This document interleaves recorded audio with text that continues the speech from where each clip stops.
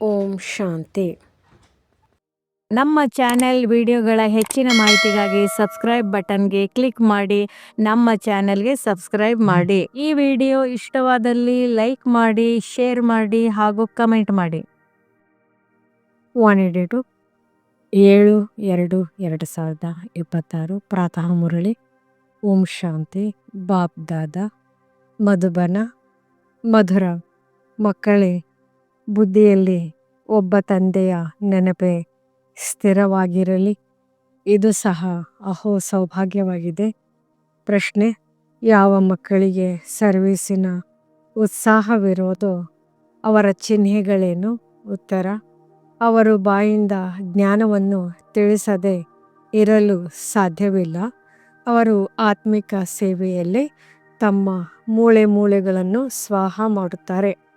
ಅವರಿಗೆ ಆತ್ಮಿಕ ಜ್ಞಾನವನ್ನು ತಿಳಿಸುವುದರಲ್ಲಿ ಬಹಳ ಖುಷಿ ಇರುತ್ತದೆ. ಖುಷಿಯಲ್ಲಿಯೇ ನರ್ತಿಸುತ್ತಿರುತ್ತಾರೆ. ಅವರು ತಮಗಿಂತಲೂ ಹಿರಿಯರಿಗೆ ಬಹಳ ಗೌರವ ಕೊಡುತ್ತಾರೆ. ಅವರಿಂದ ಕಲಿಯುತ್ತಿರುತ್ತಾರೆ. ಗೀತೆ: ಪ್ರಪಂಚ ಬದಲಾದರೂ ನಾವು ಬದಲಾಗುವುದಿಲ್ಲ. ಓಂ ಶಾಂತಿ. ಮಕ್ಕಳು ಗೀತೆಯ 2 ಸಾಲನ್ನು ಕೇಳಿದರೆ ಇದು ಸ್ಥಿತಿ ಪ್ರತಿಜ್ಞೆಯ ಗೀತೆಯಾಗಿದೆ. ಹೇಗೆ ಯಾರದೇ ನಿಶ್ಚಿತಾರ್ಥ ವಿವಾಹವಾದಾಗ ನಾವು ಸ್ತ್ರೀ ಪುರುಷರೆಂದು ಒಬ್ಬರು ಇನ್ನೊಬ್ಬರನ್ನು ಬಿಡುವುದಿಲ್ಲವೆಂದು ಪ್ರತಿಜ್ಞೆ ಮಾಡುತ್ತಾರೆ.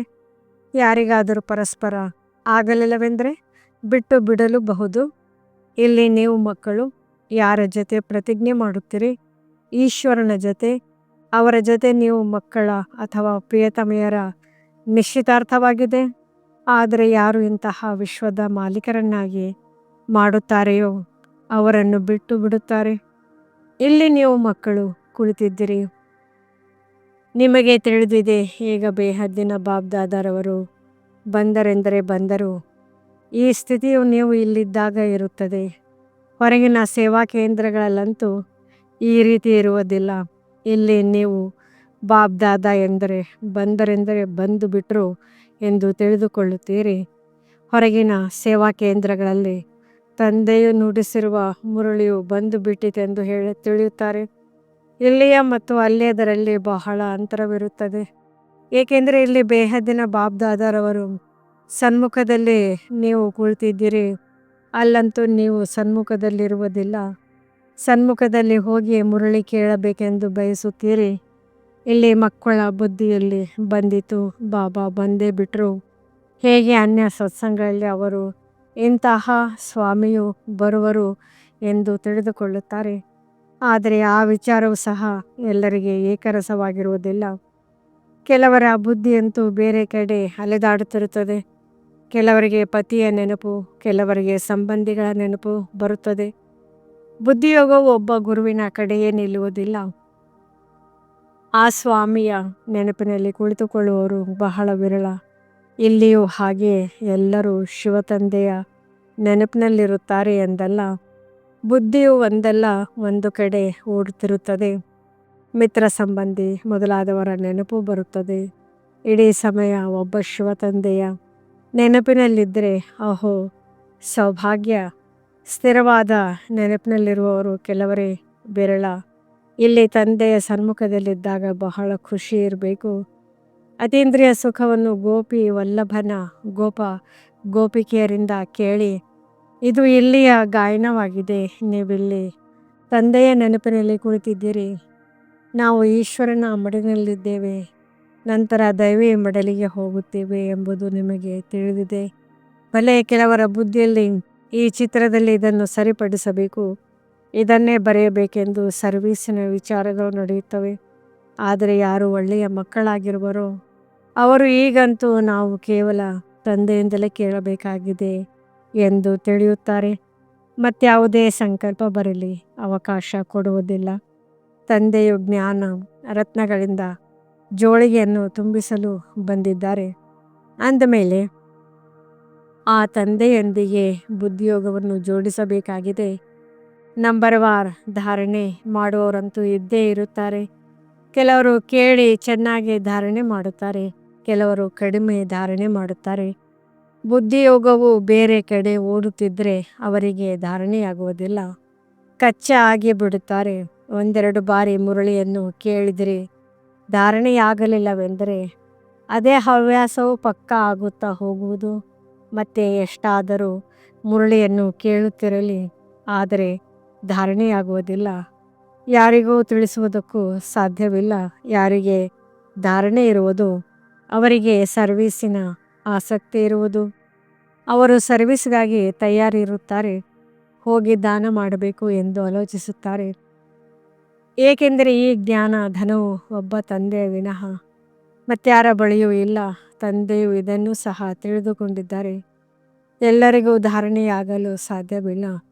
ಎಲ್ಲರೂ ಒಂದೇ ಸಮನಾಗಿ ಶ್ರೇಷ್ಠ ಪದವಿಯನ್ನು ಪಡೆಯಲು ಸಾಧ್ಯವಿಲ್ಲ. ಆದ್ದರಿಂದ ಬುದ್ಧಿಯು ಬೇರೆ ಕಡೆ ಅಲೆದಾಡುತ್ತಿರುತ್ತದೆ. ಭವಿಷ್ಯದ ಅದೃಷ್ಟವು ಅಷ್ಟು ಶ್ರೇಷ್ಠವಾಗಿ ರೂಪುಗೊಳ್ಳುವುದಿಲ್ಲ. ಇನ್ನು ಕೆಲವರು ಸ್ಥೂಲ ಸರ್ವೀಸ್ನಲ್ಲಿ ತಮ್ಮ ಮೂಳೆಯನ್ನು ಉಪಯೋಗಿಸುತ್ತಾರೆ. ಎಲ್ಲರನ್ನೂ ಖುಷಿಪಡಿಸುತ್ತಾರೆ. ಹೇಗೆ ಭೋಜನವನ್ನು ತಯಾರಿಸಿ ತಿನ್ನುತ್ತಾರೆ. ಇದು ಸಹ ಸಬ್ಜೆಕ್ಟ್ ಅಲ್ಲವೇ? ಯಾರಿಗೆ ಸರ್ವೀಸಿನ ಉತ್ಸಾಹವಿರುವುದೋ ಅವರು ಮುಖದಿಂದ ಜ್ಞಾನವನ್ನು ಹೇಳದೇ ಇರುವುದಿಲ್ಲ. ಮತ್ತೆ ತಂದೆಯು ನೋಡುತ್ತಾರೆ, ದೇಹಾಭಿಮಾನವಂತೂ ಇಲ್ಲವೇ? ಹಿರಿಯರಿಗೆ ಗೌರವ ಕೊಡುತ್ತಾರೆಯೇ ಅಥವಾ ಇಲ್ಲವೇ? ದೊಡ್ಡ ಮಹಾರಥಿಗಳಿಗೆ ಗೌರವ ನೀಡಬೇಕಾಗಿದೆ. ಕೆಲವರು ಚಿಕ್ಕವರೂ ಸಹ ಬುದ್ಧಿವಂತರಾಗಿ ಬಿಡುತ್ತಾರೆಂದರೆ ಅವರಿಗೆ ದೊಡ್ಡವರು ಗೌರವ ಕೊಡಬೇಕಾಗುತ್ತದೆ. ಏಕೆಂದರೆ ಅವರ ಬುದ್ಧಿಯು ಗ್ಯಾಲಪ್ ಮಾಡುತ್ತದೆ. ಸರ್ವೀಸಿನ ಉತ್ಸಾಹವನ್ನು ನೋಡಿ ಇವರು ಚೆನ್ನಾಗಿ ಸರ್ವೀಸ್ ಮಾಡುತ್ತಾರೆಂದು ತಂದೆಯು ಖುಷಿಯಾಗುವರು. ಇಡೀ ದಿನ ಪ್ರದರ್ಶನೆಯಲ್ಲಿ ತಿಳಿಸುವ ಅಭ್ಯಾಸ ಮಾಡಬೇಕು. ಇದರಿಂದ ಅನೇಕ ಪ್ರಜೆಗಳಂತೂ ಆಗುತ್ತಾರಲ್ಲವೇ? ಮತ್ಯಾವುದೇ ಉಪಾಯವಿಲ್ಲ. ಸೂರ್ಯವಂಶಿ, ಚಂದ್ರವಂಶಿ, ರಾಜ, ರಾಣಿ, ಪ್ರಜೆ ಎಲ್ಲರೂ ಇಲ್ಲಿಯೇ ಆಗುತ್ತಾರೆ. ಅಂದಮೇಲೆ ಎಷ್ಟೊಂದು ಸರ್ವೀಸ್ ಮಾಡಬೇಕು. ಮಕ್ಕಳ ಬುದ್ಧಿಯಲ್ಲಿ ಇದಂತೂ ಇದೆ. ನಾವೀಗ ಬ್ರಾಹ್ಮಣರಾಗಿದ್ದೇವೆ. ಗೃಹಸ್ಥದಲ್ಲಿರುವುದರಿಂದ ಪ್ರತಿಯೊಬ್ಬರ ಸ್ಥಿತಿಯು ಬೇರೆ ಬೇರೆಯಾಗಿರುತ್ತದೆ ಅಲ್ಲವೇ? ಮನೆ ಮಠವನ್ನಂತೂ ಬಿಡುವಂತಿಲ್ಲ. ತಂದೆಯು ತಿಳಿಸುತ್ತಾರೆ, ಭಲೆ ಮನೆಯಲ್ಲಿಯೇ ಇರಿ, ಆದರೆ ಬುದ್ಧಿಯಲ್ಲಿ ಈ ನಿಶ್ಚಯವಿರಲಿ, ಈ ಹಳೆಯ ಪ್ರಪಂಚವು ಈಗ ಸಮಾಪ್ತಿಯಾಗಿಯೇ ಬಿಟ್ಟಿದೆ. ಈಗ ತಂದೆಯೊಂದಿಗೆ ನಮ್ಮ ಕೆಲಸವಿದೆ. ಇದನ್ನು ತಿಳಿದುಕೊಂಡಿದ್ದೀರಿ. ಯಾರು ಕಲ್ಪದ ಹಿಂದೆ ಜ್ಞಾನವನ್ನು ತೆಗೆದುಕೊಂಡಿದ್ದರೋ ಅವರೇ ತೆಗೆದುಕೊಳ್ಳುತ್ತಾರೆ. ಕ್ಷಣ ಪ್ರತಿ ಕ್ಷಣವೂ ಚಾಚು ತಪ್ಪದೆ ಪುನರಾವರ್ತನೆಯಾಗುತ್ತದೆ. ಆತ್ಮದಲ್ಲಿ ಜ್ಞಾನವಿರುತ್ತದೆ ಅಲ್ಲವೇ? ತಂದೆಯ ಬಳಿಯಂತೂ ಜ್ಞಾನವಿರುತ್ತದೆ. ನೀವು ಮಕ್ಕಳು ಸಹ ತಂದೆಯ ತರಹ ಆಗಬೇಕಾಗಿದೆ. ಜ್ಞಾನ ಬಿಂದುಗಳನ್ನು ಧಾರಣೆ ಮಾಡಬೇಕಾಗಿದೆ. ಎಲ್ಲ ಜ್ಞಾನ ಬಿಂದುಗಳನ್ನು ಒಂದೇ ಸಮಯದಲ್ಲಿ ತಿಳಿಸಲು ಆಗುವುದಿಲ್ಲ. ವಿನಾಶವು ಸನ್ಮುಖದಲ್ಲಿ ನಿಂತಿದೆ. ಇದು ಅದೇ ವಿನಾಶವಾಗಿದೆ. ಸತ್ಯ ತ್ರೇತಾಯುಗದಲ್ಲಿ ಯಾವುದೇ ಯುದ್ಧವೂ ನಡೆಯುವುದಿಲ್ಲ. ಯುದ್ಧವಂತೂ ನಂತರದಲ್ಲಿ ಯಾವಾಗ ಬಹಳ ಧರ್ಮಗಳಾಗುವವೋ, ಸೈನ್ಯಗಳೆಲ್ಲವೂ ಬರುವವೋ ಆಗ ಯುದ್ಧಗಳಾಗುತ್ತವೆ. ಮೊಟ್ಟಮೊದಲು ಆತ್ಮರು ಸತೋ ಪ್ರಧಾನರಿಂದ ಕೆಳಗಿಳಿಯುತ್ತಾರೆ. ನಂತರ ಸತೋ ರಜೋ ತಮೋದ ಸ್ಥಿತಿಯಾಗುತ್ತದೆ. ಅಂದಾಗ ಇದೆಲ್ಲವನ್ನು ಬುದ್ಧಿಯಲ್ಲಿಟ್ಟುಕೊಳ್ಳಬೇಕಾಗಿದೆ. ಹೇಗೆ ರಾಜಧಾನಿಯು ಸ್ಥಾಪನೆಯಾಗುತ್ತಿದೆ. ಇಲ್ಲಿ ಕುಳಿತಿದ್ದೀರಿ ಅಂದಮೇಲೆ ಬುದ್ಧಿಯಲ್ಲಿರಲಿ. ಶಿವತಂದೆಯು ಬಂದು ನಮಗೆ ಖಜಾನೆಯನ್ನು ಕೊಡುತ್ತಾರೆ. ಅದನ್ನು ಬುದ್ಧಿಯಲ್ಲಿ ಧಾರಣೆ ಮಾಡಿಕೊಳ್ಳಬೇಕಾಗಿದೆ. ಒಳ್ಳೊಳ್ಳೆಯ ಮಕ್ಕಳು ಜ್ಞಾನ ಬಿಂದುಗಳನ್ನು ಬರೆದಿಟ್ಟುಕೊಳ್ಳುತ್ತಾರೆ. ಬರೆದುಕೊಳ್ಳುವುದು ಒಳ್ಳೆಯದಾಗಿದೆ. ಇದರಿಂದ ಬುದ್ಧಿಯಲ್ಲಿ ಒಳ್ಳೊಳ್ಳೆಯ ವಿಷಯಗಳನ್ನು ನೆನಪಿಗೆ ಬರುತ್ತವೆ. ಇಂದು ಈ ವಿಷಯದ ಮೇಲೆ ತಿಳಿಸಬೇಕು ಎಂದು ತಂದೆಯು ತಿಳಿಸುತ್ತಾರೆ. ನಾನು ನಿಮಗೆ ಎಷ್ಟೊಂದು ಖಜಾನೆಯನ್ನು ಕೊಟ್ಟಿದ್ದೇನು. ಸತ್ಯ ತ್ರೇತಾಯುಗದಲ್ಲಿ ನಿಮ್ಮ ಬಳಿ ಅಪಾರ ಧನವಿತ್ತು. ನಂತರ ವಾಮ ಮಾರ್ಗದಲ್ಲಿ ಹೋಗುವ ಕಾರಣ ಅದು ಕಡಿಮೆಯಾಗುತ್ತಾ ಹೋಯಿತು. ಖುಷಿಯೂ ಕಡಿಮೆಯಾಗುತ್ತಾ ಹೋಯಿತು. ಅಲ್ಲಿಂದ ಯಾವುದಾದರೊಂದು ವಿಕರ್ಮವಾಗತೊಡಗುತ್ತದೆ. ಇಳಿಯುತ್ತಾ ಇಳಿಯುತ್ತಾ ಕಲೆಗಳು ಕಡಿಮೆಯಾಗುತ್ತಾ ಹೋಗುತ್ತವೆ. ಸತೋಪ್ರಧಾನ, ಸತೋ ರಜೋ, ತಮೋದ ಸ್ಥಿತಿಯಾಗುತ್ತದೆ. ಸತೋದಿಂದ ರಜೋದಲ್ಲಿ ಕೂಡಲೇ ಬಂದು ಬಿಡುವುದಿಲ್ಲ. ನಿಧಾನವಾಗಿ ಕೆಳಗಿಳಿಯುತ್ತೀರಿ. ತಮೋಪ್ರಧಾನದಲ್ಲಿಯೂ ನಿಧಾನವಾಗಿ ಏಣಿಯನ್ನು ಕೆಳಗಿಳಿಯುತ್ತೀರಿ. ಕಲೆಗಳು ಕಡಿಮೆಯಾಗತೊಡಗುತ್ತವೆ. ದಿನ ಪ್ರತಿದಿನ ಕಡಿಮೆಯಾಗುತ್ತಾ ಹೋಗುತ್ತದೆ. ಈಗ ಹೈ ಜಂಪ್ ಮಾಡಬೇಕಾಗಿದೆ. ತಮೋಪ್ರಧಾನರಿಂದ ಸತೋಪ್ರಧಾನರಾಗಬೇಕಾಗಿದೆ. ಇದಕ್ಕಾಗಿ ಸಮಯವೂ ಬೇಕು. ಏರಿದರೆ ವೈಕುಂಠ ರಸ, ಬಿದ್ದರೆ ಪುಡಿ ಪುಡಿ ಎಂದು ಗಾಯನವಿದೆ. ಕಾಮದ ಪೆಟ್ಟು ಬಿದ್ದರೆ ಒಮ್ಮೆಲೆ ಪುಡಿ ಪುಡಿಯಾಗಿ ಬಿಡುತ್ತಾರೆ. ಮೂಳೆಗಳು ಪುಡಿ ಪುಡಿಯಾಗುತ್ತವೆ. ಕೆಲವರು ತಮ್ಮದೇ ಜೀವಘಾತ ಮಾಡಿಕೊಳ್ಳುತ್ತಾರೆ. ಇದು ಆತ್ಮಘಾತವಲ್ಲ, ಜೀವಘಾತವೆಂದು ಹೇಳಲಾಗುತ್ತದೆ. ಇಲ್ಲಂತೂ ತಂದೆಯಿಂದ ಆಸ್ತಿಯನ್ನು ಪಡೆಯಬೇಕಾಗಿದೆ. ತಂದೆಯನ್ನು ನೆನಪು ಮಾಡಬೇಕಾಗಿದೆ. ಏಕೆಂದರೆ ತಂದೆಯಿಂದ ರಾಜ್ಯಭಾಗ್ಯವೂ ಸಿಗುತ್ತದೆ. ತಮ್ಮೊಂದಿಗೆ ಕೇಳಿಕೊಳ್ಳಿ, ನಾವು ತಂದೆಯನ್ನು ನೆನಪು ಮಾಡಿ ಭವಿಷ್ಯಕ್ಕಾಗಿ ಎಷ್ಟು ಸಂಪಾದನೆ ಮಾಡಿಕೊಂಡೆವು, ಎಷ್ಟು ಮಂದಿ ಅಂಧರಿಗೆ ಊರುಗೋಲಾದೆವು. ಮನೆಯಲ್ಲಿ ಸಂದೇಶ ಕೊಡಬೇಕಾಗಿದೆ. ಈ ಹಳೆಯ ಪ್ರಪಂಚವು ಬದಲಾಗುತ್ತಿದೆ. ತಂದೆಯು ಹೊಸ ಪ್ರಪಂಚಕ್ಕಾಗಿ ರಾಜಯೋಗವನ್ನು ಕಲಿಸುತ್ತಿದ್ದಾರೆ. ಏಣಿ ಚಿತ್ರದಲ್ಲಿ ಎಲ್ಲವನ್ನೂ ತೋರಿಸಲಾಗಿದೆ. ಈ ಚಿತ್ರಗಳನ್ನು ಮಾಡಿಸುವುದರಲ್ಲಿ ಪರಿಶ್ರಮವಾಗುತ್ತದೆ.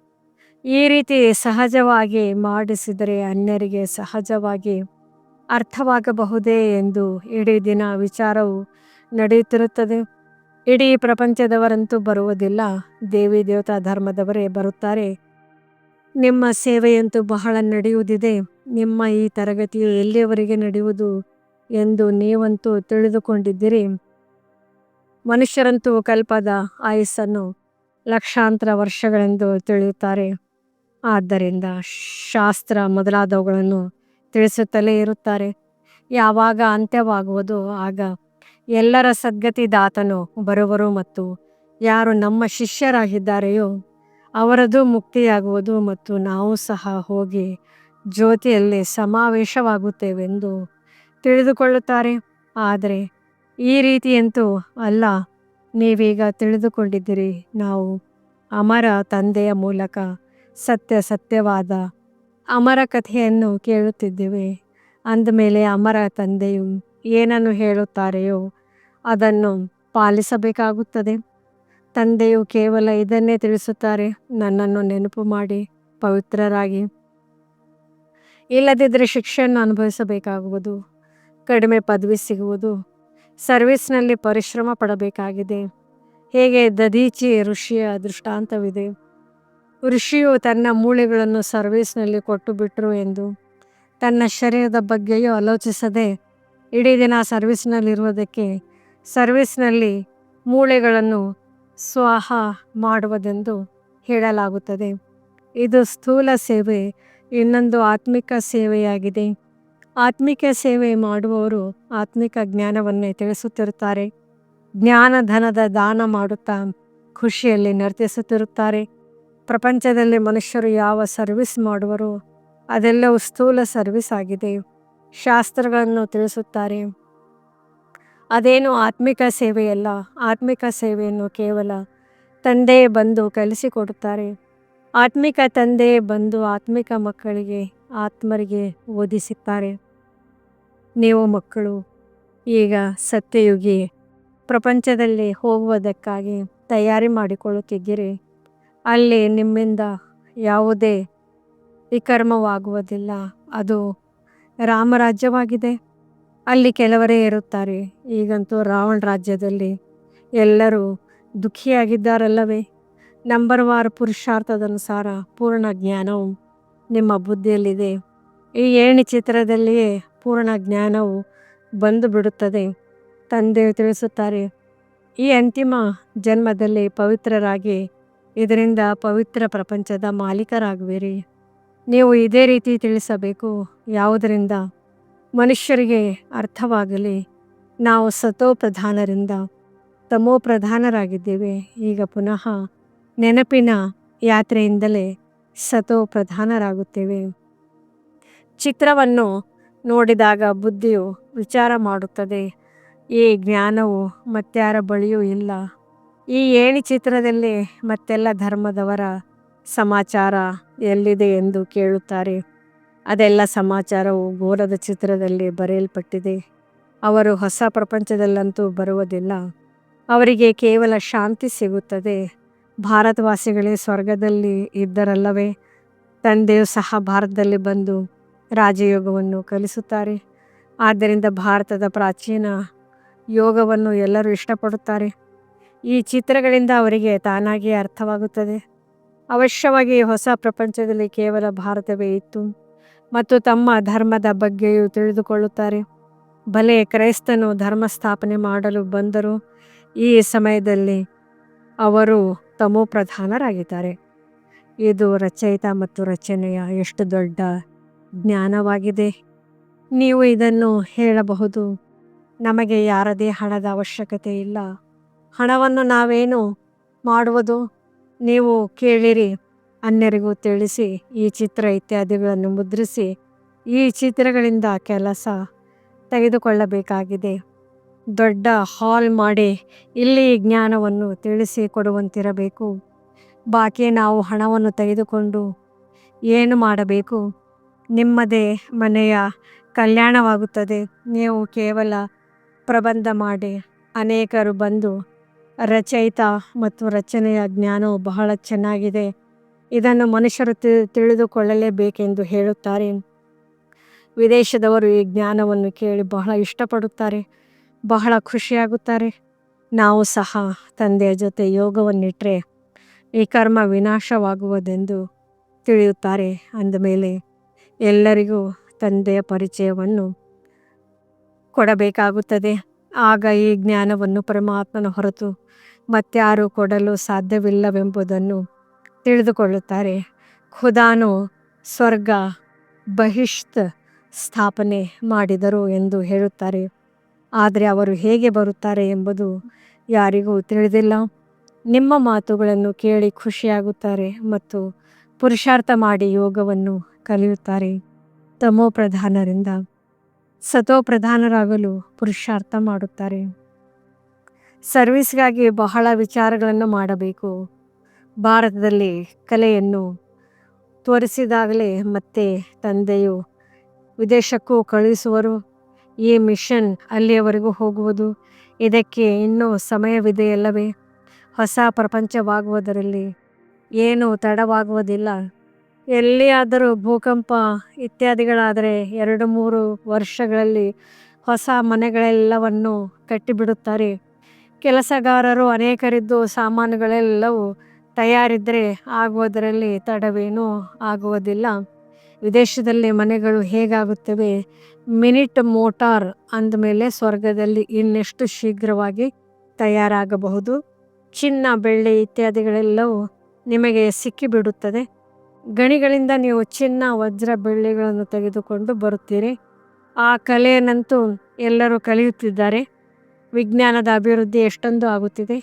ಈ ವಿಜ್ಞಾನವೇ ಮತ್ತೆ ಸತ್ಯುಗದಲ್ಲಿ ಕೆಲಸಕ್ಕೆ ಬರುವುದು. ಇಲ್ಲಿ ಕಲಿಯುವವರು ಮತ್ತೆ ಸತ್ಯುಗದಲ್ಲಿ ಬಂದು ಇನ್ನೊಂದು ಜನ್ಮ ಪಡೆದುಕೊಂಡು ಈ ಕಲೆಯನ್ನು ಅಲ್ಲಿ ಉಪಯೋಗಿಸುತ್ತಾರೆ. ಆ ಸಮಯದಲ್ಲಂತೂ ಇಡೀ ಪ್ರಪಂಚವೇ ಹೊಸದಾಗಿ ಬಿಡುತ್ತದೆ. ರಾವಣ ರಾಜ್ಯವು ಸಮಾಪ್ತಿಯಾಗುತ್ತದೆ. ಪಂಚತತ್ವಗಳು ಸಹ ನಿಯಮದ ಅನುಸಾರ ಸೇವೆಯಲ್ಲಿರುತ್ತವೆ. ಸ್ವರ್ಗವಾಗಿ ಬಿಡುತ್ತದೆ. ಅಲ್ಲಿ ಯಾವುದೇ ಇಂತಹ ಉಪದ್ರವಗಳು ಆಗುವುದಿಲ್ಲ. ರಾವಣ ರಾಜ್ಯವೇ ಇರುವುದಿಲ್ಲ. ಎಲ್ಲರೂ ಸತೋಪ್ರಧಾನರಾಗಿರುತ್ತಾರೆ. ಎಲ್ಲದಕ್ಕಿಂತ ಒಳ್ಳೆಯ ಮಾತೇನೆಂದರೆ, ನೀವು ಮಕ್ಕಳಿಗೆ ತಂದೆಯ ಜೊತೆ ಬಹಳ ಪ್ರೀತಿ ಇರಬೇಕು. ತಂದೆಯು ಖಜಾನೆಯನ್ನು ಕೊಡುತ್ತಾರೆ, ಅದನ್ನು ಧಾರಣೆ ಮಾಡಿ ಮತ್ತೆ ಅನ್ಯರಿಗೆ ದಾನ ಮಾಡಬೇಕಾಗಿದೆ. ಎಷ್ಟು ದಾನ ಮಾಡುವಿರೋ ಅಷ್ಟು ಸೇರುತ್ತಾ ಹೋಗುವವು. ಸೇವೆಯನ್ನೇ ಮಾಡಲಿಲ್ಲವೆಂದರೆ ಧಾರಣೆ ಹೇಗಾಗುತ್ತದೆ? ಸರ್ವಿಸ್ನಲ್ಲಿ ಬುದ್ಧಿ ಉಪಯೋಗಿಸಬೇಕು. ಭಾಳಷ್ಟು ಸರ್ವಿಸ್ ನಡೆಯೋದು ದಿನ ಪ್ರತಿದಿನ ಉನ್ನತಿಯನ್ನು ಪಡೆಯಬೇಕಾಗಿದೆ. ಉನ್ನತಿಯನ್ನು ಮಾಡಿಕೊಳ್ಳಬೇಕಾಗಿದೆ. ಒಳ್ಳೆಯದು. ಮಧುರಾತಿ ಮಧುರ ಆಗಲಿ ಹೋಗಿ ಮರಳಿ ಸಿಕ್ಕಿರುವ ಮಕ್ಕಳ ಪ್ರತಿ ಮಾತಾ ಪಿತಾ ಬಾಬ್ದಾದರವರ ನೆನಪು, ಪ್ರೀತಿ ಹಾಗೂ ಸುಪ್ರಭಾತ. ಆತ್ಮಿಕ ಮಕ್ಕಳಿಗೆ ಆತ್ಮಿಕ ತಂದೆಯ ನಮಸ್ತೆ. ಧಾರಣೆಗಾಗಿ ಮುಖ್ಯ ಸಾರ. ಸದಾ ಆತ್ಮಿಕ ಸೇವೆಯಲ್ಲಿ ತತ್ಪರರಾಗಿರಬೇಕಾಗಿದೆ. ಜ್ಞಾನ ಧನದ ದಾನ ಮಾಡಿ ಖುಷಿಯಲ್ಲಿ ನರ್ತಿಸಬೇಕಾಗಿದೆ. ಸ್ವಯಂ ಧಾರಣೆ ಮಾಡಿ ಅನ್ಯರಿಗೂ ಧಾರಣೆ ಮಾಡಿಸಬೇಕಾಗಿದೆ. ತಂದೆಯು ಯಾವ ಜ್ಞಾನದ ಖಜಾನೆಯನ್ನು ಕೊಡುತ್ತಾರೆಯೋ ಅದರಿಂದ ತಮ್ಮ ಜೋಳಿಗೆಯನ್ನು ತುಂಬಿಸಿಕೊಳ್ಳಬೇಕಾಗಿದೆ. ನೋಟ್ಸ್ ಬರೆಯಬೇಕಾಗಿದೆ ಮತ್ತು ಆಯಾ ವಿಷಯದ ಬಗ್ಗೆ ತಿಳಿಸಬೇಕಾಗಿದೆ. ಜ್ಞಾನ ಧನದ ದಾನ ಮಾಡುವ ಉತ್ಸಾಹದಲ್ಲಿರಬೇಕು. ವರದಾನ: ಸತ್ಯತೆಯ ಮಹಾನತೆಯ ಮೂಲಕ ಸದಾ ಖುಷಿಯ ಉಯ್ಯಾಲೆಯಲ್ಲಿ ತೂಗುವಂತಹ ಅಧಿಕಾರಿ ಸ್ವರೂಪ ಭವ. ಸತ್ಯತೆಯ ಅಧಿಕಾರಿ ಸ್ವರೂಪ ಮಕ್ಕಳ ಮಹಿಮೆಯಿದೆ.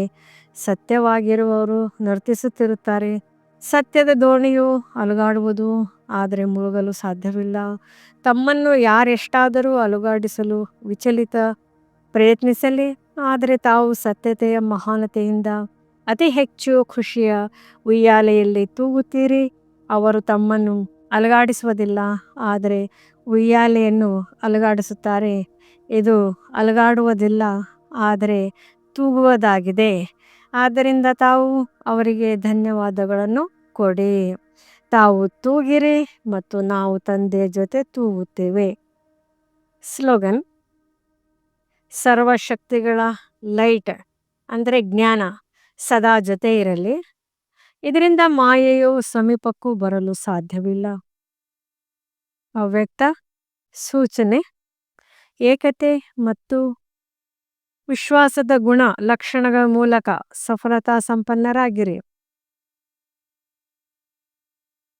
ಏಕತೆ, ಸ್ವಚ್ಛತೆ, ಸೂಕ್ಷ್ಮತೆ, ಮಧುರತೆ ಮತ್ತು ಮನಸ್ಸು, ವಾಣಿ, ಕರ್ಮದಲ್ಲಿ ಮಹಾನತೆ, ಈ 5 ಮಾತುಗಳು ಒಬ್ಬೊಬ್ಬರ ಪ್ರತಿ ಹೆಜ್ಜೆಯಲ್ಲಿ ಕಾಣಿಸುತ್ತಾ ಬರಲಿ. ಆಗ ತಂದೆಯ ಪ್ರತ್ಯಕ್ಷತೆ ಸಹಜವಾಗಿ ಆಗುವುದು. ಇಲ್ಲಿಯವರೆಗೆ ಸಂಸ್ಕಾರಗಳಲ್ಲಿ ಭಿನ್ನತೆ ಕಾಣಿಸುತ್ತದೆ. ಅದನ್ನು ಏಕತೆಯಲ್ಲಿ ತರಬೇಕು. ಏಕತೆಗಾಗಿ ಒಬ್ಬರನ್ನೊಬ್ಬರು ವಿಚಾರಗಳಿಗೆ ಗೌರವ ಕೊಡಿ.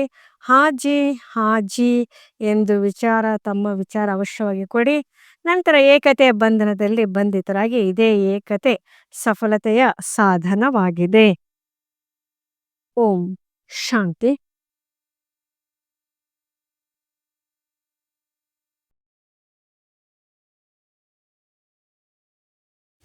ಈ ಮುರಳಿ ಇಷ್ಟವಾದಲ್ಲಿ ಹೆಚ್ಚಿನ ಮುರಳಿಗಳ ಮಾಹಿತಿಗಾಗಿ ನಮ್ಮ ಚಾನಲ್ಗೆ ಸಬ್ಸ್ಕ್ರೈಬ್ ಮಾಡಿ.